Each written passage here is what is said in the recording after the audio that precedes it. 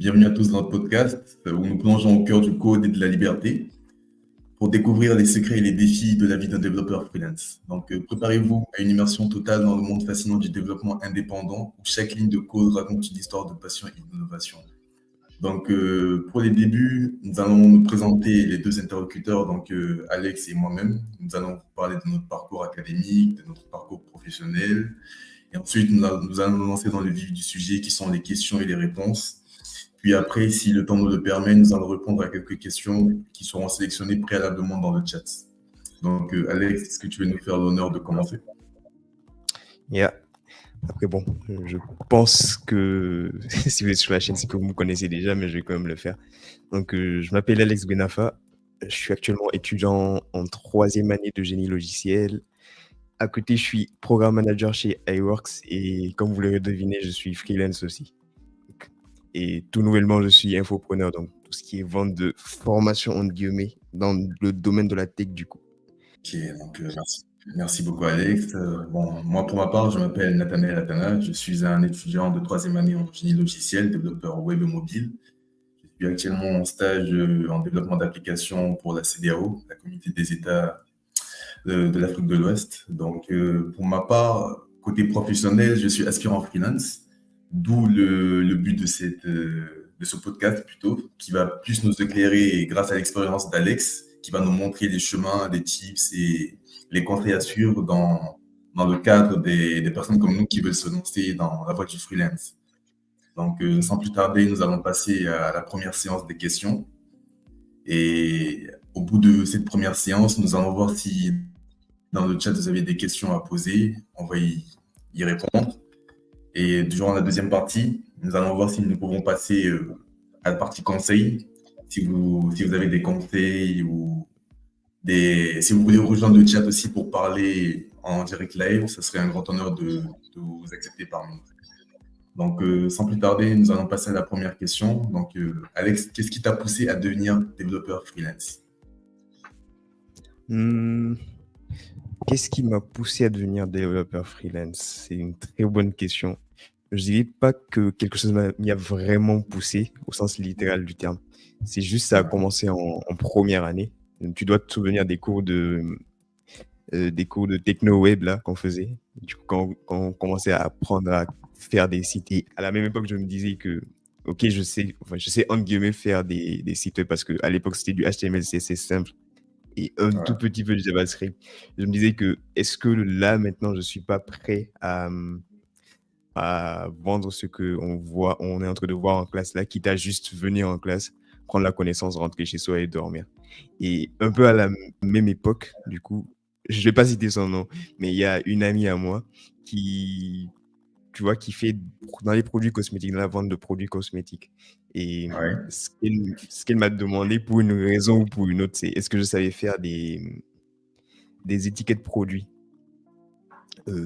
Moi, je réponds oui. Bon, je suis développeur web, mais ce que je suis en train de raconter, ça n'a rien à voir. Et tu vas très vite comprendre. Du coup, je lui réponds oui, parce que je suis en guillemets un peu curieux à tout. Je touche à Canva, je fais des petits designs vite fait, un peu par-ci, par-là.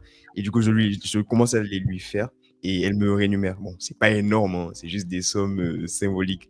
Et de là, je me dis, ah ouais, là, j'ai pas fait de formation pour faire du design, tu vois, et je fais des étiquettes et on me paye. Donc, si là, je mets en pratique ce pourquoi je suis vraiment en train de faire des études, qu'est-ce qui va se passer? Et c'est de là que c'est parti, en fait. Et aussi le fait que, avant de me lancer dans les études en informatique, on m'a clairement dit que ne t'attends pas à avoir de grosses sommes dans cette industrie-là en entreprise. Du coup, là, j'avais déjà carrément compris avant de commencer les études en informatique que c'est pas en entreprise que j'allais m'épanouir, quoi. Donc, je savais que j'allais finir en ligne, mais je savais pas quand. Et du coup, les produits étiquettes là, c'est ça qui a vraiment déclenché le truc. C'est à partir de là que j'ai commencé à chaque jour me lever et commencer à chercher des clients. Et c'est de là que c'est parti en soi. Ok, donc d'après ce que j'ai compris, tu avais de la connaissance. Tu avais la connaissance et tu as vu qu'avec cette connaissance, tu pouvais t'améliorer. Tu pouvais te lancer sur un nouveau marché de l'emploi. Tu as eu des opportunités et tu les as saisies, ce qui t'a permis de voir que tu avais des capacités à t'adapter au freelance et c'est ce qui t'a permis de te lancer dans cette voie du freelance. Ouais. Tu sais, ce qui bloque la majorité des gens, ils vont se dire, est-ce que est-ce que je suis assez bien, est-ce que je suis assez fort pour ça, pour qu'on me rémunère? C'est ça Ah, qui bloque la majorité, d'après moi plutôt, pas dans mon cas. Mais moi, dans mon cas, je me suis dit: «Je sais le faire, il est venu me le demander, je vais le lui faire et on verra ce qui se passe après derrière». ce qui se passe ici. Ok, très bonne mentalité. Ouais, d'accord. Ok, donc nous allons passer maintenant à la deuxième question. Comment as-tu commencé ta carrière en tant que développeur freelance? Comment j'ai commencé ma carrière? Là, tu parles de ma première mission en tant que freelance, c'est ça? Oui, oui, dès que tu as su que tu étais fait pour le domaine du freelance, comment as-tu commencé, genre, tes débuts, ton adaptation jusqu'à là où tu es aujourd'hui, quoi? Ah, tu sais, aujourd'hui encore, je veux pas dire que je peux pas affirmer que je suis fait pour ce domaine-là. Ouais. C'est juste que entre guillemets, «j'ai la chance de trouver des clients» et ça va, mais bon. Comment j'ai commencé? Du coup, comment j'ai commencé? J'y ai répondu. C'est avec, les étiquettes. Mais là encore, c'était pas du freelance, c'était juste une amie qui venait me demander un service, je lui faisais et basta. Justement, là, tu as Et dit que tu avais commencé avec une demande d'une amie. Mais là, on ouais. va dire que c'est plus du côté personnel. Moi, je veux parler plus du côté professionnel. Donc, Mmh. du freelance avec des clients que tu ne connais pas, tu as rencontrés en ligne, qui t'ont posé Mmh. un problème et donc toi, tu as développé une solution. C'est de ça que je veux Ah parler. OK. OK. Je vois la question. Donc suite à ça, du coup, suite à la demande de mon ami personnel là, j'ai commencé à me renseigner. Bon, c'est pas comme si je savais pas qu'avant ça, le freelance existait parce que j'ai 2 frères qui sont freelance en soi. Donc ils m'ont conseillé des sites sur lesquels je suis allé, dont vous connaîtrez sûrement l'existence. Il y a des sites basiques like Fiverr et Upwork et j'en passe, freelancer.com. Le problème avec ces sites-là, c'est que tu vas très vite tourner en rond. Je me rappelle que j'ai passé une année à me lever chaque jour, postuler et bof, pas de réponse, quoi. C'est soit tu as pas de réponse, soit, Ouais. tu pas c'est un domaine, c'est un truc très, très compétitif parce que à côté, tu as moi, l'étudiant de première année qui veut essayer de se lancer et de l'autre, tu as les Indiens, tu as tu as les Japonais, tu as les Chinois, tu as tous ceux-là qui sont déjà sur le marché, qui ont 10 ans d'expérience. Donc si vous postez sur un même projet, la question est très vite répondue. Tu sais déjà qui va être qui va pas être qui. Du coup, je C'est sais clair. plus trop comment j'ai découvert, Je vois. le site de freelance sur lequel je suis en ce moment, c'est iWorks. Je sais pas si c'est de la chance ou pas, mais quand je l'ai découvert, il était assez nouveau, dans le sens où il y avait pas 100 000 projets dessus et il y avait pas aussi 100 000 freelances dessus. Et sur ce site-là, j'ai eu mon premier projet, donc j'ai postulé sur je crois que c'était un truc de WordPress, des modifs WordPress à faire. D'ailleurs, l'histoire, elle est très drôle parce que j'ai postulé, alors qu'à l'époque, je connaissais WordPress, mais j'avais aucune idée de comment l'utiliser. C'est juste, j'ai postulé pour postuler, en me disant que, ouais, bof, quitte à me faire rejeter jusque-là, on va encore me rejeter. Ça sert pas à grand-chose de se retenir de postuler. Et contre toute Oui. attente, bizarrement, à côté de grands développeurs de WordPress qui ont 10 ans d'expérience, c'est moi qu'on a pris. Donc, C'est assez drôle. excuse-moi de te couper. Excuse-moi de te couper. C'est Donc, c'est si je comprends bien, tu as vu une opportunité et tu l'as saisie. Malgré le fait que tu mmh t'es dit que bon, tu es débutant et qu'il y a des gens qui avaient plus d'expérience que toi, tu mh. as saisi l'opportunité qui t'a été donnée et aujourd'hui, ça te permet de, comment dire, de exploiter ton plein potentiel, si je peux le dire comme ça. Mmh. Encore une fois, je vais pas avoir, la prétention de dire que j'exploite mon «plein potentiel» entre guillemets. Mais oui, c'est juste j'ai vu, une opportunité dont j'avais pas du tout la maîtrise et j'ai sauté dessus. C'est juste par la suite, en même temps que j'ai eu le projet, j'ai commencé à faire des recherches sur l'utilisation de WordPress. D'ailleurs, je ne sais pas si je vais recommander cette méthode-là, parce que moi, je sais que je suis quelqu'un, si je me mets sur un truc, je vais y aller et c'est encore mieux quand quand je suis payé pour ça. Donc c'est ce qui m'a motivé à, en même temps, prendre le projet et en même temps apprendre la techno. Ok, d'accord.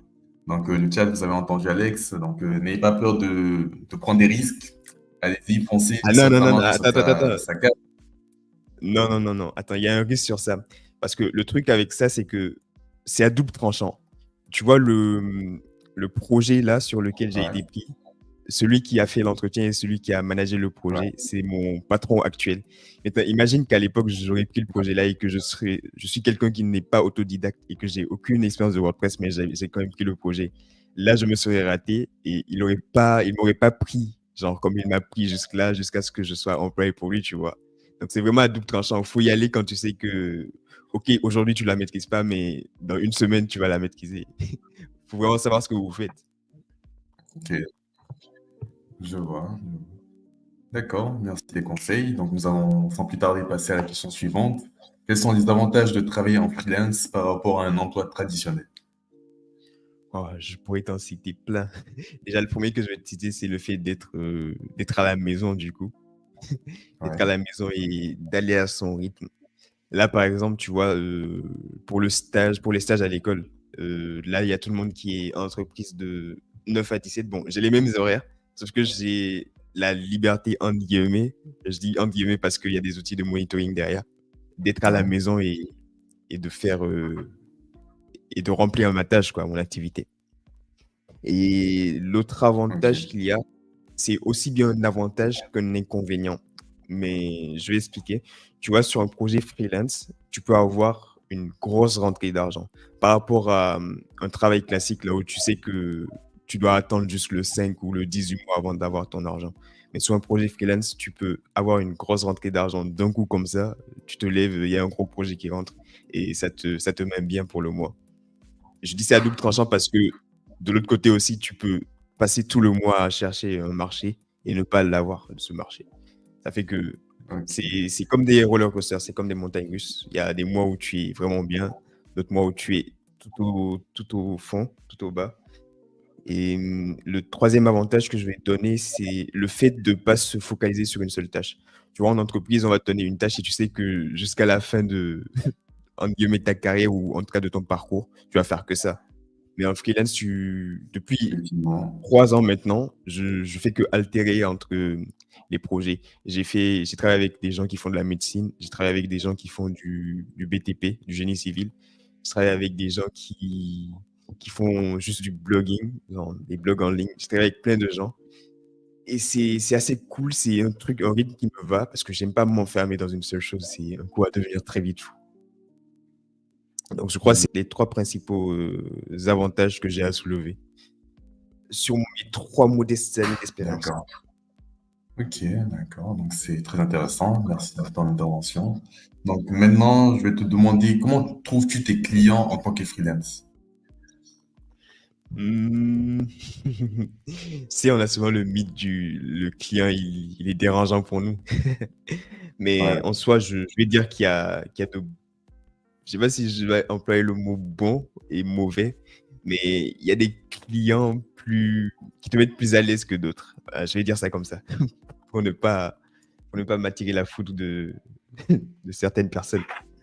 donc, c'est-à-dire qu'il y a des clients qui sont plus compréhensibles que d'autres parce que, bon, il faut le dire aussi, nous sommes développeurs. Donc, la plupart du temps, nous Mmh. utilisons des termes pas communs aux autres domaines d'expertise. Donc, il peut y arriver de ne pas se faire comprendre par la plupart des personnes avec qui tu travailles, si je comprends bien ce que tu veux dire.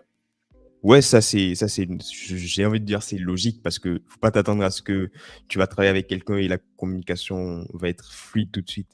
C'est tu as des Effectivement. clients qui ont un peu de notion et du coup, ils savent ce qu'ils veulent. Voilà, c'est ouais, je cherchais l'expression. Il y a des clients qui savent exactement ce qu'ils veulent. Du coup, c'est super fluide. Ils viennent, ils te donnent, les trucs à faire, tu le fais, ils valident et vous passez. Il y en a d'autres qui tu sais, ils ont juste vu un truc sur internet, ils veulent un peu la même chose, tu leur présentes, ils disent: «C'est pas ça, au final c'est ça, il faut changer ci, il faut changer ça» et du coup le projet il l'étale. S'il était sur un mois, il l'étale sur, des mois et tu peux rien faire parce que le client est roi. C'est ça la devise en freelance, le client est roi. Donc tu as juste à tout faire pour qu'il soit content et oui, la collaboration elle est casse-tête mais bon.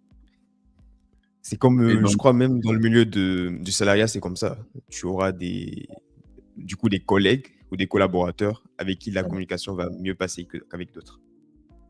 ok, d'accord. Très bonnes informations, merci. Et donc, comment tu fixes tes tarifs pour les différents projets?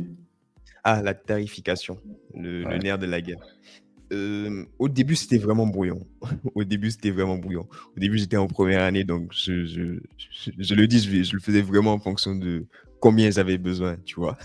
ouais, C'est pas vraiment une méthode à faire. Mais avec le temps, j'ai compris que ça va dépendre vraiment de l'étude du projet qui a été donné. En freelance, ce qui est recommandé aussi, c'est de travailler sous forme d'heures. Donc, j'ai une tarification par heure.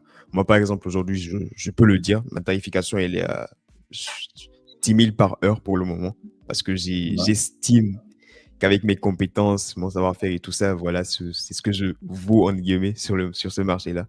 Et maintenant, en fonction de cette tarification-là, je vais étudier le projet en fonction des besoins, du budget que le client alloue à son projet et de la durée. Et aussi du type de client aussi, parce que en freelance, on parle de B2B et de B2C.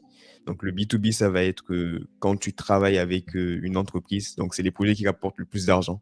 Et forcément, tu vas les facturer plus parce que c'est une entreprise. Donc, le besoin, il est beaucoup plus énorme et le budget, il est là. Et en B2C, c'est les projets qui rapportent le moins, si je peux dire ça comme ça, mais c'est les projets qui vont très vite te fidéliser parce qu'il va aller en parler à d'autres et d'autres vont venir et ainsi de suite. Et du coup, sur ces projets-là, faut t'adapter parce que tu sais, un B2C, ça peut être quelqu'un comme toi qui va avoir quelqu'un pour qu'il lui fasse, je sais pas, un site ou une application. Donc, c'est pas quelqu'un de très riche. Donc, faut essayer quand même de rester dans un éventail de prix accessible à lui tout en le satisfaisant. La tarification, du coup, si je dois résumer tout ce que je viens de dire, en freelance, il y a deux types de clients. Il y a les clients en B2B et les clients en B2C. Les clients en B2B, c'est les clients de type entreprise. Donc, une entreprise qui ne veut pas prendre un employé et qui va venir chercher une ressource juste pour une mission, qui va venir remplir sa mission et partir. Donc, ça peut être un freelance ou un consultant. Bon, à partir de là, je crois même qu'un freelance devient un consultant, mais bon. Ces clients-là, tu sais qu'ils ont le budget, tu sais que leur besoin, il est énorme et tu sais qu'ils savent exactement ce qu'ils veulent parce qu'une entreprise ne va pas prendre le risque de venir te voir qu'elle ne sait pas ce qu'elle veut. C'est pas une entreprise sérieuse sinon. Donc pour ces clients-là, forcément, tu vas facturer, D'accord. bon, pas facturer beaucoup plus, mais la rémunération, elle sera beaucoup plus élevée parce que le besoin, il est énorme. Ensuite, il y a les clients en B2C. C'est les clients personne par personne. Like, ça peut être 3 mon client, par exemple. Et tu sais que toi, tu ne peux pas forcément avoir un grand budget. Mais les clients B2C, ils vont pas rapporter beaucoup, mais quand même, à long terme, ils vont te fidéliser. C'est-à-dire que tu vas les satisfaire, ils vont partir et ils vont sûrement revenir. Parce qu'un client qui vient te demander un site aujourd'hui, bon, dans un an, il va se voir que son site, il a été bien fait, et il va avoir envie de faire un autre site, peut-être qu'il va revenir te voir encore.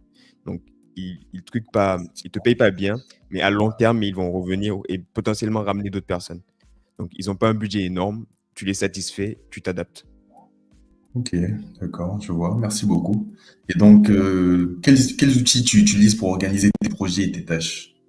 Parce que j'imagine qu'avec le temps, avec le nombre de projets que tu dois avoir, ça doit être compliqué de s'organiser. Ouais, c'est clair. Hem, Au début, je dis au début, même il y a jusqu'à 2-3 mois, j'étais assez brouillon, j'y allais vraiment au feeling. Parce que je suis pas quelqu'un qui est en mode: «Ouais, je me lève à 5 heures, j'organise ma journée, tel». J'y vais juste au feeling et en fonction des deadlines aussi. Mais avec mon récent poste de programme manager, du coup, parce que j'ai été promu, chez iWorks, j'ai appris à bon, pas j'ai appris, j'ai été forcé Ouais. d'abord. Tout d'abord, j'ai été forcé à utiliser des outils de productivité, on va dire ça comme ça, comme Notion pour organiser mes journées et au fil du temps, je vois l'utilité de ça. Je commence un peu à voir l'utilité de ça. Mais sinon, de base, je suis pas quelqu'un qui va noter quelque part ses journées. J'y vais vraiment en fonction de l'urgence et en fonction de qui me paye le mieux. Je vais pas le cacher.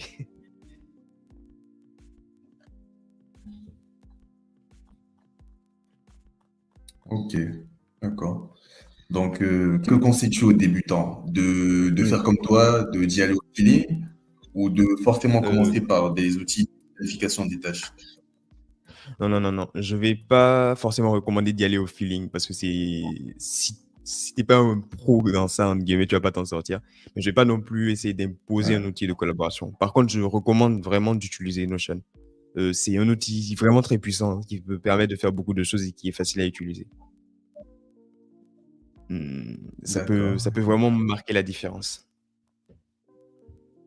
Ok, donc, merci de partager tes astuces avec nous. Et sans plus tarder, je vais passer à la question suivante. Comment gères-tu ton emploi du temps au quotidien avec ta vie privée et ta vie professionnelle? Mon emploi du temps au quotidien, du coup, ça va être que en fonction vraiment de l'urgence, comme je t'ai dit. Parce que je l'ai dit quand même, il y a des périodes où tu te retrouves le mois sans projet. Du coup, ces périodes-là, c'est soit tu les passes à vraiment postuler et tu n'as pas de retour. Et donc, tu as le temps, on peut dire ça, de te consacrer à ta vie privée. Soit vraiment tu es dans un mois où les projets, c'est c'est vraiment à fond. Tu es sur, bon, j'ai été sur combien de projets simultanément? Je crois 3 projets simultanément. Et du coup, tu fais que ça, quoi. Tu fais que ça. Tu oublies ta vie privée. Tu fais que ça. Je vois, d'accord. Et est-ce que ça te pose des problèmes côté personnel? Mmh, bon, là, on va pas se mentir, je suis encore étudiant, je suis célibataire. Il y a pas de problème que ça me pose. Je suis pas dérangé de passer mes journées à taffer. Ok, d'accord, parfait. Donc, quels sont les types de projets sur lesquels tu préfères travailler? Hem, Quand tu dis type, tu parles de projet B2B, B2C ou? Non, non, non. Par exemple, tu peux avoir un projet qui te demande de développer un site web pour une entreprise bien donnée. Tu peux avoir d'autres projets qui te demandent de créer des applications en rapport avec le bâtiment, une autre en rapport avec la médecine. Genre, quels sont les secteurs d'activité sur lesquels tu préfères travailler, si tu préfères? Mmh, j'ai pas de préférence. Par contre, je peux te dire que sur ces 3 ans-là, le secteur là où j'ai le plus aimé travailler, c'était celui de la santé.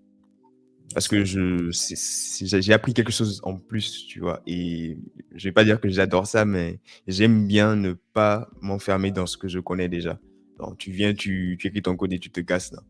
Sur Ouais. ce secteur-là, j'ai vraiment appris beaucoup de choses et j'ai vu l'utilité derrière de certains concepts qu'on apprenait en classe et que je me promenais à apprendre sur internet. Ok, d'accord. Donc, si je reviens un peu en arrière, tu nous avais dit qu'il peut y avoir des mois où tu as beaucoup de projets et que tu es investi dans ces projets et qu'il y a d'autres périodes où tu n'as pas du tout de projet et tu essaies de t'adapter. Donc, la question que je Mmh. vais te poser, c'est comment gères-tu les périodes creuses où les projets se font rares? Est-ce qu'il y a vraiment une manière de les gérer? Hem, je dirais pas qu'il y ait une manière de les gérer parce que ces périodes creuses-là, tu vas pas les voir passer. C'est juste que tu vas les passer justement à chercher des marchés et tu vas te rendre compte que si après cette période-là, par exemple, moi, je fais mon bilan le mois. Arrivé à la fin du mois, je fais le résumé de ce que j'ai eu à faire comme projet et c'est pendant ce bilan-là que je vais me rendre compte que ça a été une période creuse. Parce que ce que je vais passer à faire le mois, c'est me lever, chercher un marché, dormir, me lever, chercher un marché, dormir et du coup, tu vas pas vraiment le sentir, tu vas juste sentir que tu es en train de chercher un marché. Donc faut avoir le mental en tout cas si tu veux parler du côté ne pas abandonner parce que se lever chaque jour et postuler pour pas qu'on te réponde, faut vraiment vouloir le faire. À un moment, tu te dis: «Bof, je suis juste en train de parler seul sur internet, donc je vais aller me coucher, retourner en entreprise et ça va être mieux comme ça». Mais il faut vraiment être prêt à faire ce sacrifice-là. Et là, c'est pour ça, je vais recommander, si je peux dire ça comme ça, de commencer quand tu n'as pas encore de pleine charge. Parce que là, je prends pas vraiment de risques. Imaginons que là, un loyer à payer. Ouais. J'avais un loyer à payer, c'est-à-dire que sur les périodes creuses, je dois être en train de vraiment transpirer. Et vu que j'ai pas d'expérience de ce côté-là, je peux pas vraiment te dire comment gérer ces périodes-là avec un vrai risque derrière parce que quand tu as des charges, ça change la donne. Mais quand tu es logé, nourri, blanchi, ça change pas grand-chose. C'est juste que tu vas pas te faire d'argent. Mais bon. D'accord, je vois. Donc, peux-tu partager quelques conseils pour négocier avec les clients? Ah, la négociation. Le système avec iWorks, faut savoir, c'est que quand tu es freelance, bon, côté négociation, tu fais rien. Côté négociation, tu fais rien. C'est les project managers qui font toute la négociation. Toi, juste, on te dit le montant, hein, tu viens, si ça te convient, tu le fais. Sinon, tu peux gratter quelques francs en dessus. Quand je suis passé projet manager, il y a quelque temps, c'est là que j'ai appris le côté négociation. Et du coup, le côté négociation, ça va super vite en soi. Si je peux dire ça comme ça, parce que nous, on travaille avec des entreprises comme je te laisse lever. Donc, avec le B2B, il n'y a pas vraiment de problème. C'est une entreprise, elle a le budget et c'est ce qu'elle veut.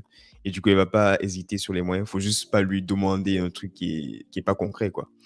Et du Ouais. coup, j'en viens à ta question, du coup, le problème va être vraiment en B2C, les négociations, parce que c'est souvent les clients qui vont te dire, ouais, c'est trop cher, ouais, je te connais, tu es mon ami, fais-moi une réduction. Tu vois ce que je veux dire? Et du Je coup, vois, je avec vois. eux, une négociation, bon, un exemple simple, même si vous n'êtes pas freelance, ce que vous allez faire, c'est que on va venir te voir, on va te dire, bon, j'ai besoin de ça. Ce que toi, tu vas être tenté de faire, c'est lui donner un devis. Je me trompe? Effectivement, c'est bien ça. Un devis. C'est ce qu'il ne faut pas du tout faire. Parce que quand tu donnes un devis à un client simple comme ça, encore une entreprise, ça peut passer parce qu'ils ont l'habitude des devis. Quand tu donnes un devis à un client, à quelqu'un comme ça, comme toi, il va juste regarder le prix final. Donc, ce qu'il va avoir, c'est des lignes avec des prix, avec des chiffres. Et ça lui fait peur, tu vois. Lui, il va se dire, le gars, là, il est trop cher. Attends, je vais aller essayer de voir aller parce qu'on est à Koloban. Et Je vois. donc, ce qu'il faut le plus faire avec ces clients-là pour négocier, c'est plus des propositions commerciales. Les propositions commerciales, moi, je les fais en 6 slides. Donc, ça sera des formes de PowerPoint où tu vas vraiment d'abord mettre en avant ce que tu as proposé, ta prestation, avant de parler prix. Parce que là, il va se sentir écouté, il va sentir que tu as écouté ses besoins, il va sentir vraiment que tu lui apportes quelque chose avant d'aller voir le prix et se dire, ah ouais, c'est pour ça que ça coûte tant. Au lieu de tout de suite lui balancer un prix comme ça au hasard, il ne sait pas sur quelle base tu t'es accordé pour lui sortir ce prix-là. Donc, c'est déjà mieux de partir sur une propale. Bon, proposition commerciale. Dans le domaine, on appelle ça propale. Ok. Donc, tu nous proposes de mettre le client en confiance et Mhm, ensuite, après avoir gagné sa confiance et lui montrer tes talents, là, tu mhm. pourras plus aborder le côté prix et il sera plus convaincu des projets ou des réalisations qui seront faites. Exact. Ok, d'accord. Très bien noté, merci. Et donc, quelle est ta plus grande réussite en tant que freelance? Hmm, ma plus grande réussite. Là, j'estime pas encore avoir de plus grande réussite. J'estime avoir des réussites dont je suis fier. C'est les sites qui sont en ligne. Des fois, je m'amuse à taper pour voir comment ils tournent. Il y a certains sites pour de grandes organisations que j'ai faites et qui sont en ligne. Là, je ne pourrais pas te dire en ce moment ma plus grande réussite en tant que freelance. Bon, ouais, j'en ai une déjà. C'est le fait d'avoir réussi à faire croire à un client que je maîtrisais WordPress et qu'au final, je l'ai appris en parallèle et je lui ai livré. Mais quand même, c'est une assez belle réussite pour moi parce que quand même, faut vouloir le faire pour faire ça. Donc, si je peux le dire, ta plus grande réussite, c'est tes capacités d'adaptation. Mhm, mhm, mhm. Et je crois, c'est le plus grand enfin pas avantage, c'est le plus grand plus d'un freelance. J'ai perdu le mot, il va peut-être me revenir. Mais c'est ce que doit avoir un freelance, en fait, l'adaptation. Parce que tu sais pas de quoi demain est fait. Je le redis encore une fois, c'est pas comme être en entreprise où tu sais que c'est des tâches quotidiennes qui t'ont été attribuées que tu vas faire. Là, moi, j'ai eu à faire des choses que je pensais même pas pouvoir faire. Parce que je suis passé de freelance simple développeur à, à projet manager. Donc, j'étais vraiment dans le management de personnes. Je pensais pas du tout que j'allais faire ça un jour. Et maintenant, à programme manager, donc gestionnaire de programme pour une entreprise. Donc, au fil du temps, les charges s'additionnent. Et bon, on va dire que j'aime ça. J'aime découvrir de nouvelles choses, apprendre de nouveaux trucs. Ok, d'accord. Merci beaucoup. Donc, question suivante. Quelle est la compétence la plus importante pour un développeur freelance? Mmh, je dirais qu'il y a pas de compétences clés comme ça à citer. Le secret, entre guillemets, si je peux l'appeler secret comme ça, c'est de trouver ta niche. Parce que, OK, tu es développeur freelance. OK, tu es développeur. Le plus gros problème avec ça, les développeurs, ils vont se dire: «Ouais, je suis développeur, je peux faire du web, je peux faire du mobile, je peux faire, des applications desktop». OK, mais au final, dans quoi tu es vraiment bon? Parce qu'on peut pas tu es généraliste, oui, mais dans quoi tu es le plus spécialisé? C'est ça qu'il faut trouver et le vendre. Au début, oui, moi, je vendais un peu de tout parce que je voulais l'argent derrière. Mais ce qui va vraiment te propulser, t'amener loin, c'est vraiment dans quoi tu es spécialisé parce que c'est pour ça que le client, il va être fidélisé et vraiment te payer. Ok, d'accord. Donc, durant ton explication, tu as utilisé un mot niche. Est-ce que tu peux Oui. expliquer ce mot pour les réguliers qui ne connaissent pas cette expression ou ce mot? Oui, bien sûr. Bon, j'ai pas inventé le concept de la niche. On entend souvent avec les gourous d'internet, les grands entrepreneurs. La niche, c'est tout simplement le domaine d'activité précis dans lequel tu vas être. Si on prend le développement, pour ne pas trop s'éloigner du sujet, si on prend le développement, dans le développement, il y a plusieurs niches. Il va y avoir justement le côté niche site web, niche site vitrine, niche application mobile, application desktop, plusieurs petits trucs dans lesquels tu es censé savoir que tu dois te spécialiser ou que tu es spécialisé si tu ne le sais pas encore. Et donc, je vais rebondir sur cette intervention et te demander comment te tiens-tu à jour avec les dernières technologies et tendances de développement?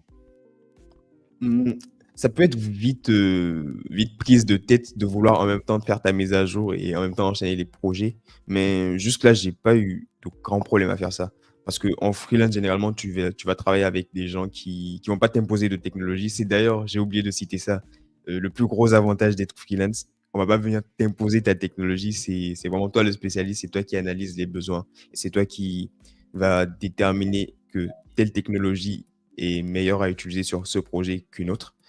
Et du coup, à partir de là, tu comprends vite que si tu choisis cette technologie, c'est que tu sais que tu es à l'aise dedans et que tu es forcément à jour dedans. Donc, on va dire c'est assez automatique. Tu ne fais pas ce travail du ah merde, je dois me mettre à jour en Laravel, ah merde, je dois me mettre à jour en Flutter. Ça va tout seul au final. Ok, donc c'est au feeling, c'est Mm. selon ton ressenti sur le moment. Pas selon ton ressenti, selon ton domaine d'expertise, selon ta niche si tu préfères. Parce que si tu es dans la niche développement d'app web, dans mon cas, je prends Laravel. euh, je sais que je suis vraiment bien à Laravel et je sais que je suis à jour en Laravel continuellement. J'attends pas un client pour être à jour en Laravel. Donc, Ouais. tu vois, il n'y a pas ce stress de ah merde, je vais avoir ce client-là et je dois me mettre à jour. Parce que la mise à jour, je la fais déjà moi-même. Je la fais déjà moi-même pour avoir des clients un peu plus gros. Du coup, c'est automatique. Tu ne fais pas ce travail du ah ouais, je dois être à jour. Tu l'as fait déjà toi-même parce que c'est ton domaine. Ok, d'accord. Donc, comment assures-tu la qualité de ton travail tout en respectant les délais?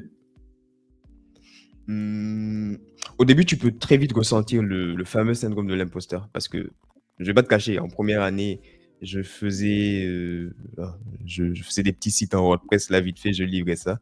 Je sentais pas vraiment que, tu vois, c'était utile à la personne, que c'était vraiment ça méritait d'être payé pour les sommes qu'on me donnait Ouais. et bon, au fil du temps, tu comprends que c'est une phrase très simple que tu vas retenir: «Tant que le client est satisfait, c'est bon». Peu importe si toi tu n'es pas satisfait, tant que le client est satisfait, c'est bon. Parce que le client, il est pas fou. Il va pas débourser de l'argent de sa poche, te le donner s'il n'est pas satisfait. Oui, Donc, mais tu parles du fait que tant que le client est satisfait, c'est bon. Mais toi-même, dans le cas où tu n'es pas satisfait de ton travail, est-ce que tu peux tu, proposer au client l'amélioration de ce que tu as déjà fait? en soi, tu peux. Mais après, toi, qu'est-ce que tu gagnes à faire ça si ce n'est remonter un peu ton ego? On considère les freelances en fait comme des oiseaux migrateurs. On n'aime pas traîner des années sur un projet. Donc, si tu as fait ton taf, que, ok, tu n'as pas le sentiment que tu as donné la meilleure performance de toi-même et que tu peux faire plus, mais que le client il est super content, il est enthousiasmé, il t'a payé, tu n'as aucun intérêt à encore rester pour te prouver à toi-même que tu peux faire mieux parce que c'est une course contre le temps. Tu dois aller chercher d'autres projets encore pour le plus rentabiliser sur le mois. C'est ça être freelance en fait. C'est vraiment enchaîner, enchaîner, enchaîner sur les projets. Ok, d'accord. Merci de ton intervention. Donc, peux-tu nous parler d'un projet particulièrement complexe sur lequel tu as eu à travailler? Euh, je peux évoquer un pro. Bon, après, je ne pourrais pas rentrer trop dans les détails, mais en gros, c'est en ce moment, on est en train d'essayer de. Je sais même pas si je peux dire ça. On va voir.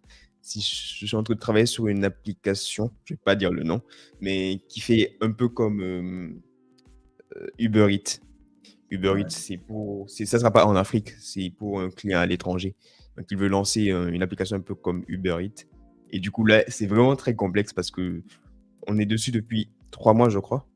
Et vraiment, toute la ribambelle qu'on est en train de se taper. Là, on a vraiment. Dis-toi que les 3 mois, on n'a pas encore commencé à coder. On est toujours dans l'analyse, la modélisation, répartition des tâches. Donc, 3 mois à faire ça, vraiment, c'est casse-tête.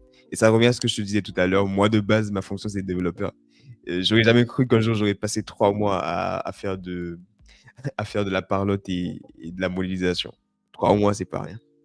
Vu l'envergure du projet, je suppose que c'est une étape primordiale par laquelle il faut passer.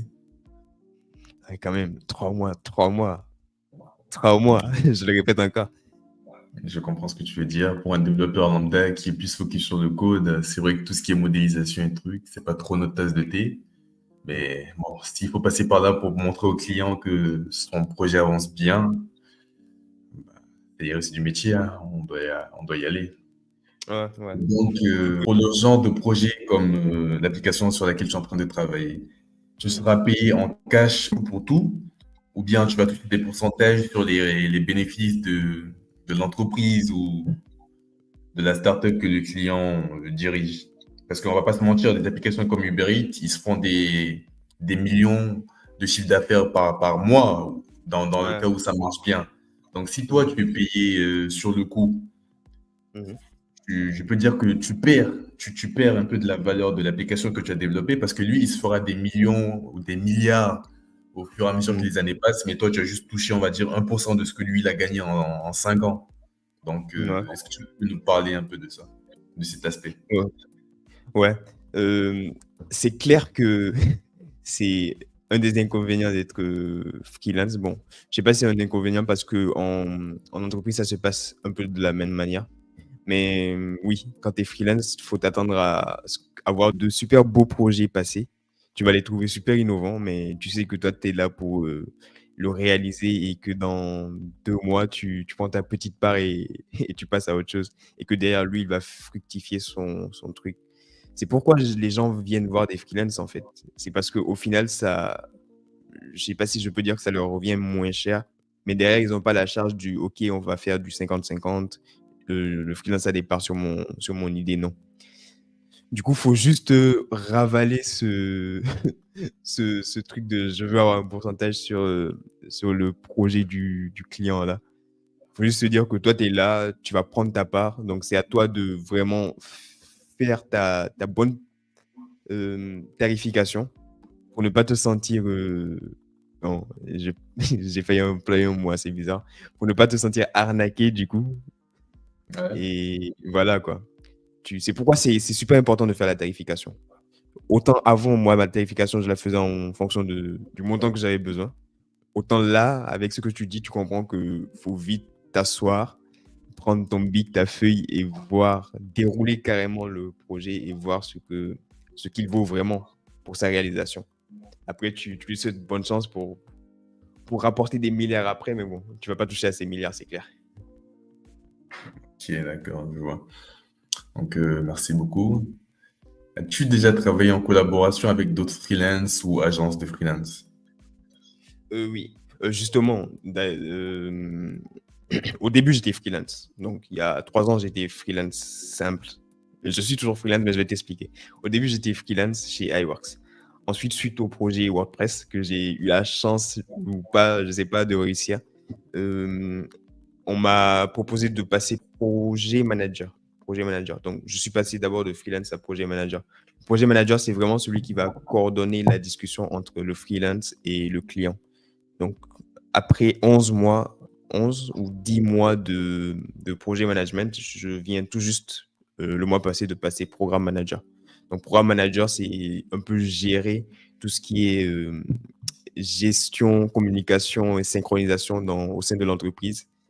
Et du coup, pour revenir à ce que tu as dit, oui, sur le projet là, par exemple, sur le projet d'application comme Uber, tu te doutes bien que c'est pas moi qui vais faire tout. On travaille Non. avec un Indien et un Ukrainien, qui d'ailleurs lui aussi s'appelle Alex. Alex avec un K. Du Ok. coup, ouais, on est 3, 4, 5, 5. On est 3 devs, 2 project managers, du coup, et d'autres personnes à qui j'ai pas accès parce que on va pas forcément me donner l'accès à tout, mais c'est pas vraiment une seule personne qui tourne derrière. J'ai déjà eu à collaborer sur des gros projets. Forcément, tu travailles avec d'autres freelances parce que on va pas te donner la charge à toi tout seul. peut-être que ce projet-là, il a besoin d'autres technos que toi, tu vas pas maîtriser. Et du coup, l'autre freelance sera là pour combler ça. Et donc, c'est à vous de vous synchroniser, d'effectuer ça. Mais en tout cas, les projets sur lesquels tu travailles seul, c'est vraiment des projets où tu sais que tu peux travailler sur ça.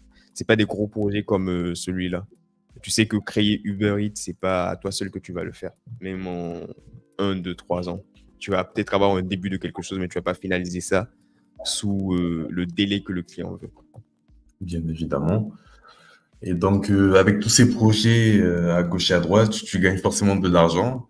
Donc, la question que je vais te poser, c'est comment gères-tu tes finances en tant que freelance? Je sais plus si c'est ici que tu avais dit, mais en tout cas, au début, c'était vraiment bordélique. Mon argent, il partait sur des coups de tête dans un peu de tout, dans vraiment, vraiment, vraiment un peu de tout.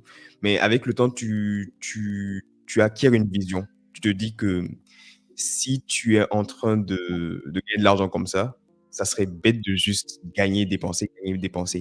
Donc, ce qui m'a amené, moi, dans mon cas, à me lancer dans un petit projet, parce que c'est bien d'être freelance, mais j'aimerais avoir quelque chose à moi, avoir un petit truc que je construis, donc à me lancer dans l'infoprenariat.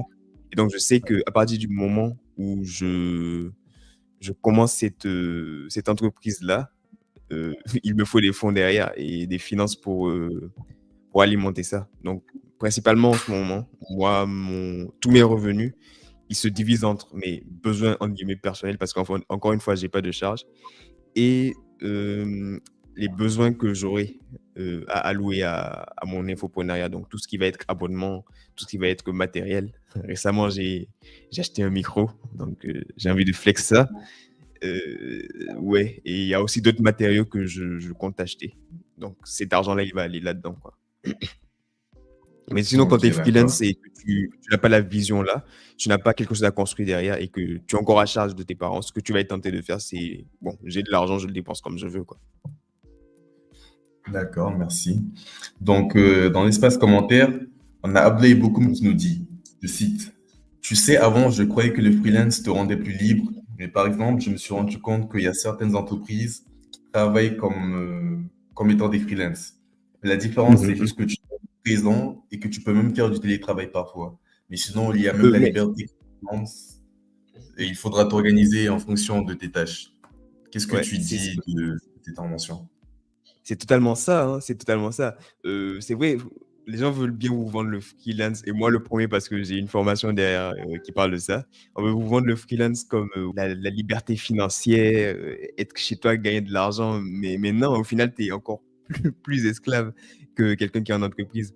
Autant le gars qui est en entreprise, lui, il a un seul boss. Autant toi, tu te retrouves avec autant de clients, autant de boss que tu auras. C'est pas du tout la liberté. Oui, tu as le côté, je suis à la maison, j'avance à mon rythme, mais tu vas pas prendre non plus 1000 ans à avancer à ton rythme. La seule différence, c'est que tu es à la maison en soi. Il a tout dit. La seule différence, c'est que tu es à la maison, mais tu bosses même plus que ceux qui sont en entreprise. Parce que moi, je compte plus le nombre de jours où je reste là de 9 heures à carrément 9 heures. Donc, je fais du 9-9 parce que la nuit aussi, je travaille.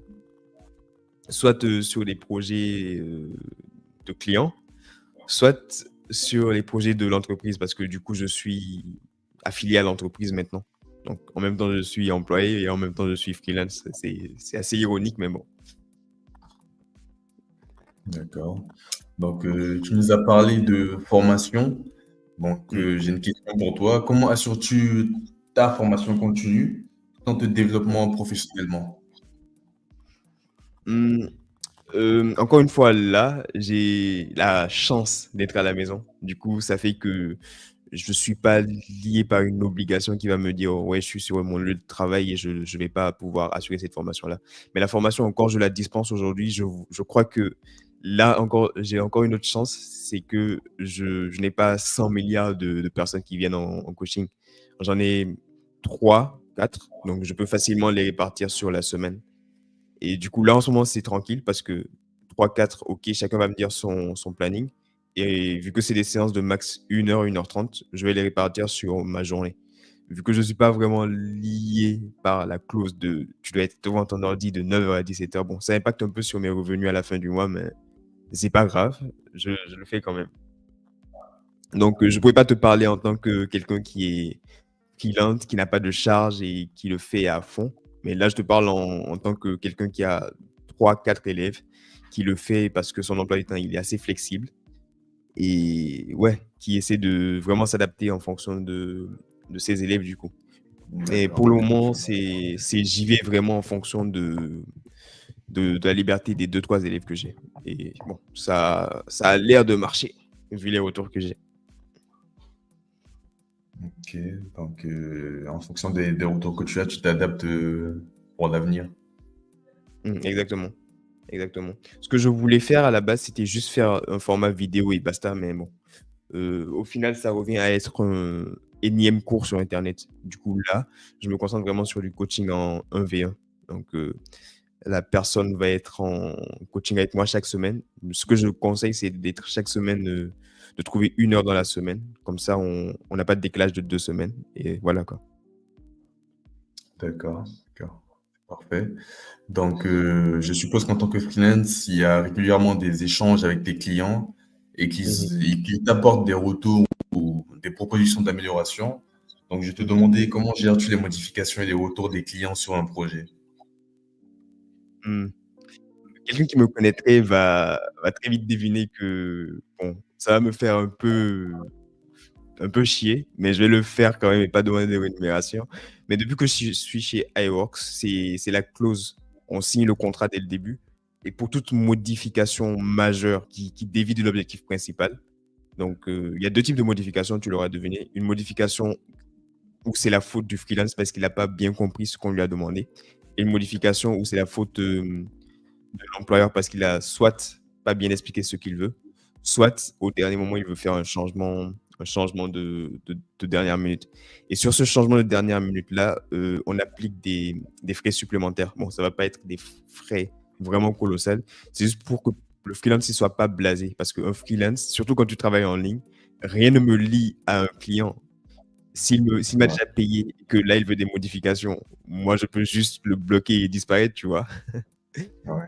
Mais vu on ne mise tout que sur la bonne foi, il faudra juste des petits frais supplémentaires pour pas que je ressente ce blasement-là et que je disparaisse du jour au lendemain. Ok, d'accord. Donc, comment est-ce que tu évalues et choisis les projets sur lesquels tu veux travailler? Ça va vraiment être en fonction d'abord de mes goûts. Ouais, je vais dire ça. D'abord de mes goûts et ensuite ça va être en fonction de mes compétences. De mes goûts, pourquoi? Parce que je sais pas si je peux le dire là, il y a le côté éthique qui va rentrer dans le jeu. Tu peux avoir des projets en mode, pas très catholique, tu vois? J'ai déjà eu à croiser ça, mais qui vont super, super bien rémunérer. J'ai pas encore craqué, Ouais. je vous rassure, mais ouais, ça tente beaucoup, mais bon, jusque-là, je gère et ensuite du côté compétences parce que, ouais, la bêtise que j'avais faite avec WordPress, je pense pas que je vais le faire pour une grosse technologie. Je l'ai fait avec WordPress parce que je sais que je pouvais le faire. Mais si je suis confiant de ne pas apprendre cette technologie dans le délai imparti par l'employeur, je vais pas le faire. Donc, c'est sur ces 2 critères-là, en fonction de mes goûts d'abord, de mon éthique et en fonction de mes compétences. Ok, d'accord. Donc, je touche presque à la fin des questions. J'en aurais juste deux pour toi. Euh, Mhm. Au début, tu nous as parlé de plateformes pour trouver des missions en tant que freelance. Est-ce que tu peux rappeler ces noms ou même les partager dans l'espace commentaire pour ceux qui sont intéressés? Oui, bien sûr. Il y a les plateformes, bon, je le dis dans le début de ma formation, je vais vous le vendre, je vais vous le donner, c'est cadeau, c'est de bonne foi. Donc, il y a les plateformes sur lesquelles je vais pas déconseiller, mais quand même, je vais vous dire de vous méfier.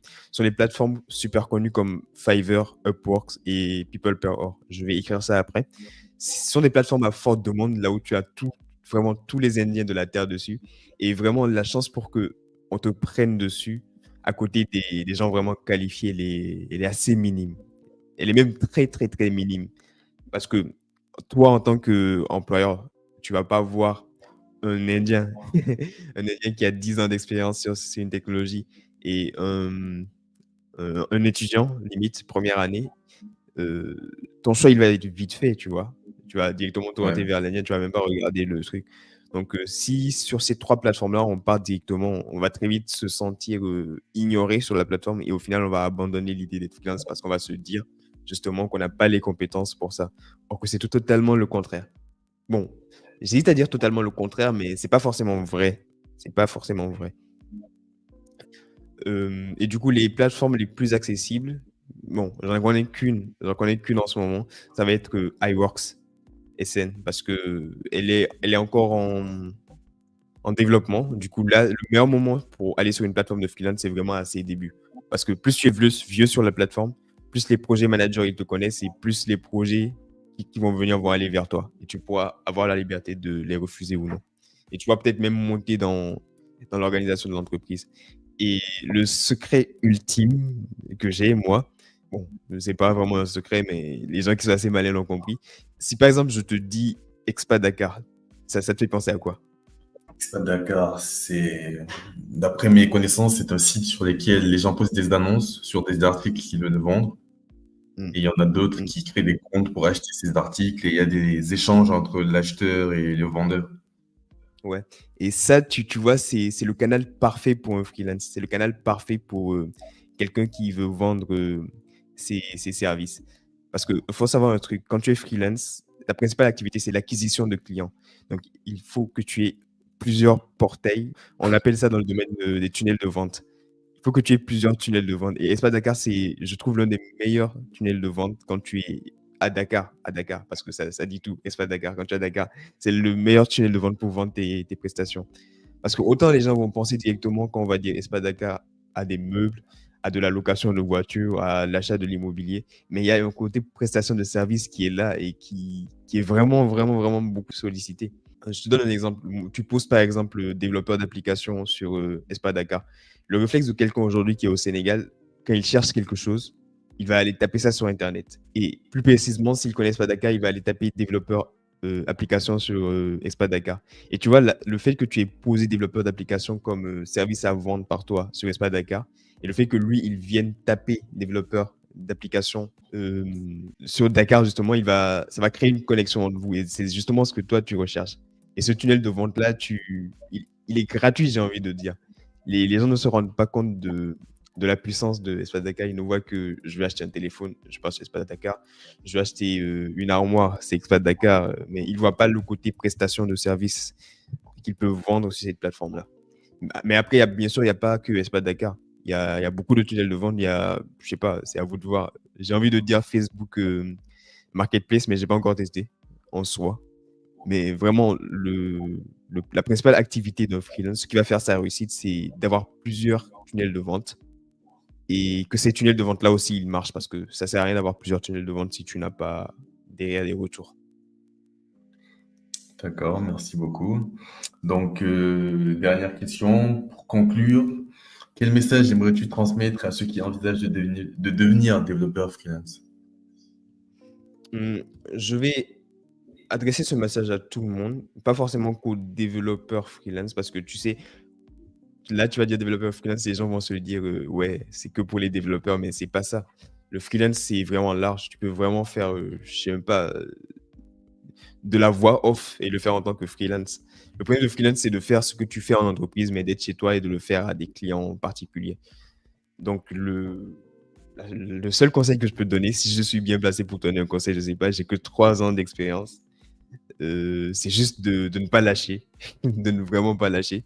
Parce que je sais que sous les périodes creuses, la seule chose que tu as envie de faire, c'est est-ce que je continue?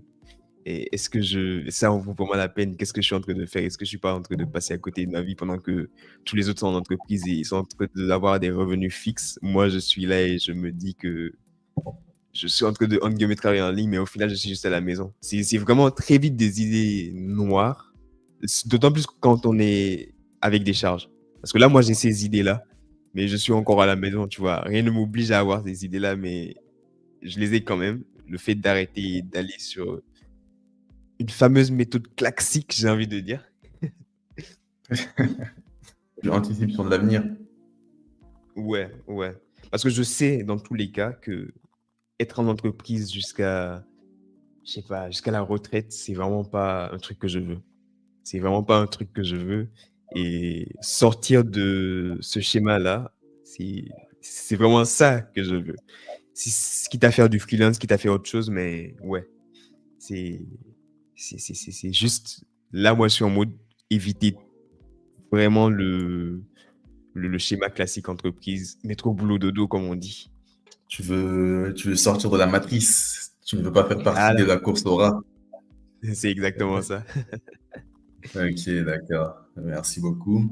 Donc, dans l'espace commentaire, on a Abdoulaye Bokoum qui dit, je cite, pour le cruising que tu fais, est-ce que tu penses que c'est quelque chose qui marche vraiment dans notre pays, vu leur façon de penser? Mmh, je serais tenté de te dire tout de suite, non, parce que, ouais, on connaît la mentalité des gens. Tu peux faire le plan parfait, tu peux préparer la proposition commerciale la plus complète du monde. Heu, le Sénégalais, l'Africain typique, il va toujours trouver un moyen de dire, de réduire tes prix. Donc, là, je vais pas te cacher que la majorité des clients que moi j'ai eus, ils sont pas bon, ils sont africains, mais ce sont des immigrés. Ils sont à l'étranger. Du coup, j'ai pas eu ce grand problème-là. Le problème dont tu parles là, je l'ai eu plus eu quand j'étais en première année, que je le faisais en mode, pour mes amis, tu vois? Vu qu'il y a le facteur amitié, il y a toujours eu cette dimension de réduction de prix, de Wakhalé, comme si on était à Colobane. Et donc ouais, ouais, tu peux faire ton closing comme tu veux. Tu peux essayer d'amener ton client, vers où tu veux. Tu peux transformer ton visiteur en lead, puis en lead qualifié, puis en prospect, puis en client, comme tu veux. Mais en Afrique, je pense qu'il y aura toujours le facteur, on négocie. Mais c'est quelque chose qui va marcher, hein. C'est quelque chose qui va marcher parce que le but, en fait, c'est juste, bon, c'est pas moi qui l'ai inventé, hein, c'est le concept même du marketing, c'est de transformer un visiteur, donc quelqu'un qui va venir, peut-être sur ta page Insta, sur ton site internet, voir, tes services, de transformer cette personne-là, cet inconnu-là. Bon, d'abord, tu le transformes en quelqu'un qui est intéressé. Là, il va passer lead. Ensuite, tu le transformes en quelqu'un qui va peut-être discuter avec toi. Là, il devient, lead qualifié.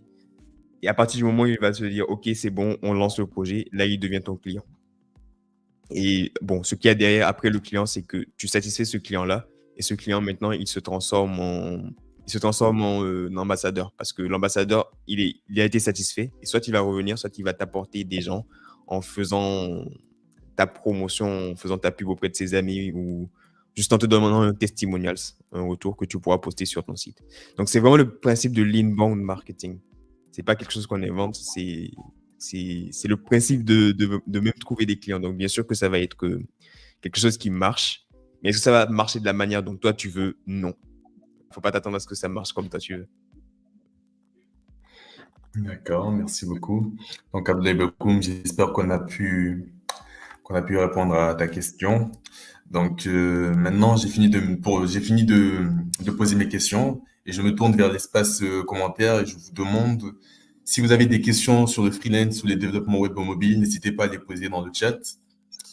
Parmi vous, combien envisagent de devenir freelance? Partagez vos projets, vos inquiétudes. On se fera un plaisir d'y répondre. Et y a-t-il des développeurs parmi nos auditeurs?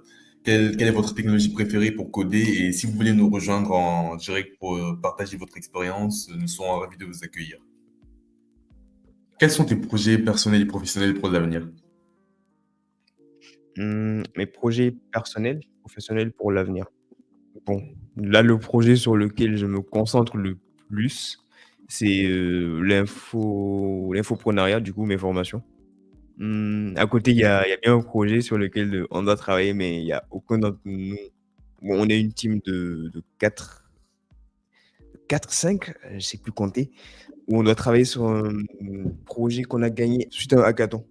Et vu qu'on est tous des flemmards, ça avance comme ça peut. Mais ouais, ça reste un projet personnel sur lequel j'aimerais travailler à l'avenir.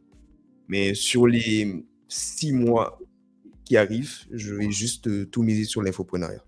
Après, je verrai ce que ça donne et en fonction de ça, je vais décider de continuer ou pas pour pivoter vers autre chose. D'accord. Donc, est-ce que tu penses que le freelance est une option viable pour tout le monde? Je vois pas pourquoi elle ne le serait pas.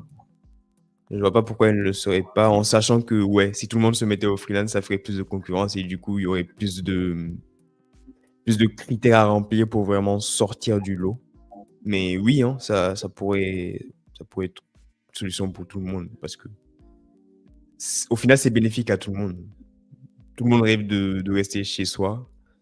Encore faudrait-il l'avoir derrière la discipline pour vraiment te lever à une heure précise et faire le taf. Parce qu'il y a freelance et freelance.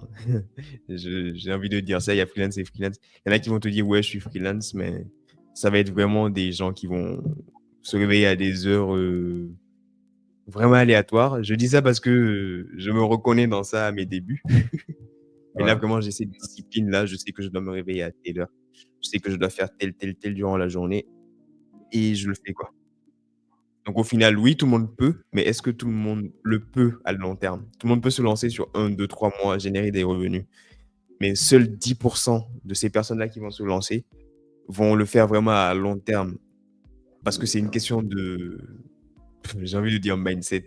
Ça revient au discours des grands entrepreneurs que tu vas voir sur Insta, dans tes réels et tout, mais ils ont pas tort quelque part. C'est vraiment une question de mindset. Parce que passer du schéma classique, je suis employé à je suis freelance, c'est vraiment comme si tu voulais prendre une nouvelle habitude. Et on sait tous que c'est pas facile de casser ou de prendre une nouvelle habitude, tu vois. Donc c'est vraiment du mindset. Et sur ça, je vais conseiller des livres de mindset. Bon, là, je me transforme en prof de développement personnel, mais tranquille. D'accord. Donc, on a Abdel Bokoum qui nous dit que le prochain podcast peut être sur la monétisation en informatique. Qu'est-ce que tu en penses? Tu entends quoi par monétisation en informatique? Donc, je te retourne la question, Abdel Bokoum. Qu'est-ce que tu entends par monétisation en informatique? En attendant que tu répondes, je vais te demander, Alex, comme tu viens de le dire tout à l'heure, comment tu te démarques de la concurrence en tant que développeur freelance? Honnêtement, vraiment, je ne pourrais pas répondre à cette question. Je sais pas si c'est la chance ou autre chose. Mais tu sais, il y a aussi le côté qui joue le plus, c'est le côté social, prof social. Hem, c'est pas du tout pour flex, hein, mais tu vois, dans la classe, la 1re «référence» entre guillemets qu'on te donne, c'est Alex. Quand il y a quelque chose, c'est Alex qu'on appelle. Et du coup, de la même manière, je crois que j'ai créé cette, même atmosphère sur la plateforme avec, le projet WordPress sur lequel, ça m'a fait lancer du coup. Et donc, dès qu'il y aura un projet, ça sera Alex qu'on va penser en premier. Donc dès qu'il y a quelque chose, ça va être Alex. Donc je pense que c'est la bonne méthode. Maintenant, tu vois comment créer cette atmosphère-là, vraiment honnêtement, j'en ai aucune idée. C'est juste un truc qui me vient comme ça et naturellement dans l'environnement dans lequel je vais évoluer, qui sera comme ça, mais je sais pas. D'accord. D'accord. C'est tout se fait au feeling, quoi. Honnêtement, moi, c'est plus l'impression que j'ai. Parce que j'ai aucun souvenir plutôt d'avoir travaillé sur imposer cette présence-là. D'accord. En fait, ça se résume à juste montrer, ouais, en vrai, ouais, montrer que tu es passionné, montrer que tu maîtrises ton domaine. Et au final, tout se fait seul en vrai. Je suis pas sûr, mais Donc, je crois que c'est ça. le plus important, c'est de savoir ce que tu fais. Et Mm. après, le reste, ça vient tout seul. Je crois que c'est ça. Je peux pas l'affirmer, mais je crois vraiment que c'est ça. Parce qu'il y a pas d'acte, on va dire, sans résultat. Et c'est toujours ce que j'ai toujours essayé de faire dans l'environnement dans lequel je suis, que ce soit, en classe ou que ce soit sur les plateformes de freelance. Là, je montre vraiment mon sérieux. Je montre, ma passion aussi et en passant aussi ma passion pour l'argent. Et voilà, tout se fait de soi-même. Ouais. Ok, Exactement, d'accord. comme beaucoup me l'a dit, c'est savoir se vendre. Savoir se vendre. Ça va faire bizarre de m'entendre dire ça par certaines personnes parce qu'au lycée, j'étais pas connu pour être, le gars le gars qui parlait le plus aux gens, mais bon, en me lançant dans l'entrepreneuriat, si on peut dire que je me suis lancé dans l'entrepreneuriat, j'ai très vite compris que c'était ça. J'ai très vite compris que c'était ça. Il faut être allié socialement.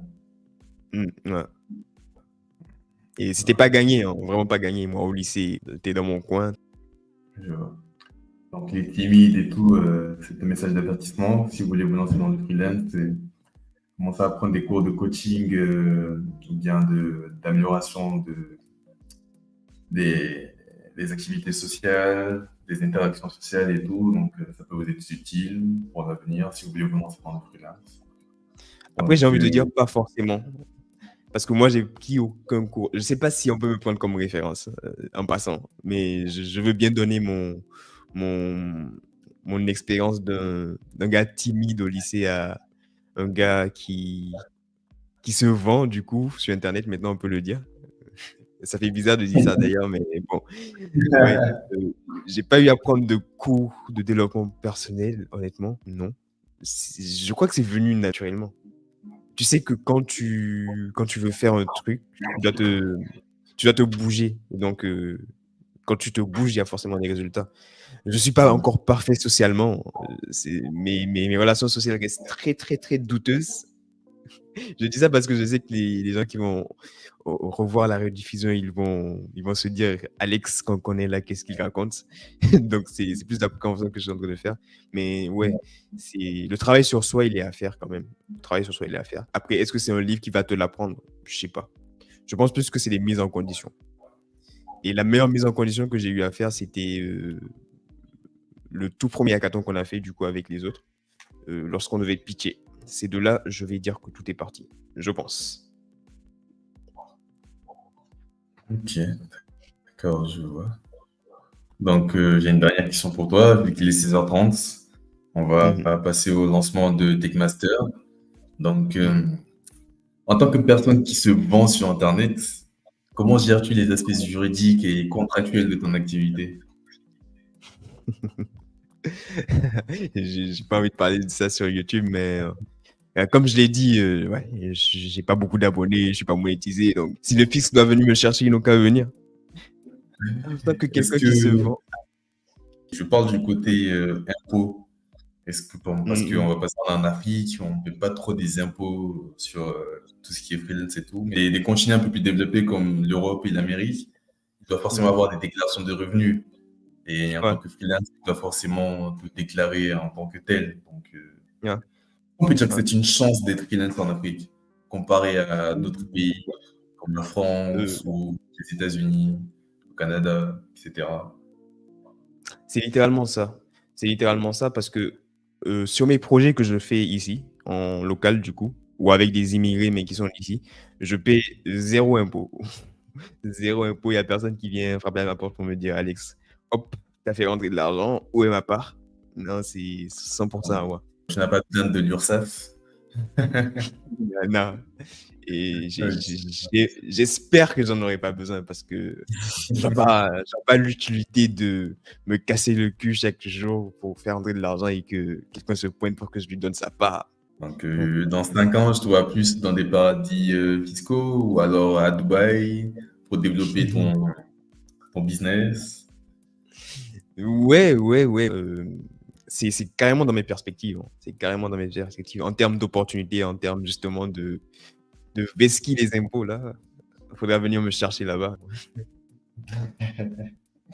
D'accord. Donc, Mais quand même, j'aimerais rajouter quand même, pour ne pas carrément me faire passer pour Picsou qui ne paie pas ses impôts, sur les projets que je fais à l'étranger. Donc, sur les clients que j'ai à l'étranger, l'impôt, moi, je ne la paie pas directement, mais ça se ressent sur la marge qu'on me prend. Je crois qu'ils prennent un truc comme 15%. ouais. 15% et du coup, j'ai le reste. Donc, ils expliquent que c'est pour tout ce qui est juridique, aspect juridique. Donc, sur les projets que je me fais à l'étranger, donc en Europe, en Amérique ou... Est-ce que j'ai déjà travaillé en Amérique, moi? Non, c'est principalement en Europe que je travaille. Ouais, qu'en Europe, du coup. Et dans les autres continents, si un jour je tombe sur des projets qui viennent de là-bas, ils vont toujours me prendre ma marge des 15%.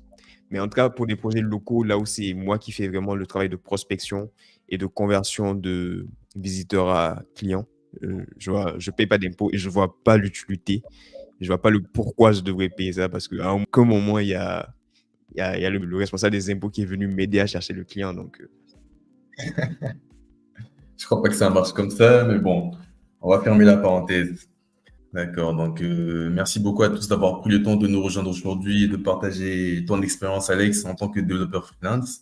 Donc, tes conseils avisés sont une véritable source d'inspiration pour nous tous, je l'espère, et pour tous ceux qui envisagent de devenir freelance ou de se lancer dans cette voie. Donc, nous espérons que nos auditeurs ont trouvé ces discussions aussi enrichissantes et motivantes que moi. Donc, n'oubliez pas de vous abonner, de nous bombarder cette barre de pouces bleus pour ne pas manquer nos prochains épisodes où nous continuerons à explorer les facettes fascinantes du monde du développement et de la technologie.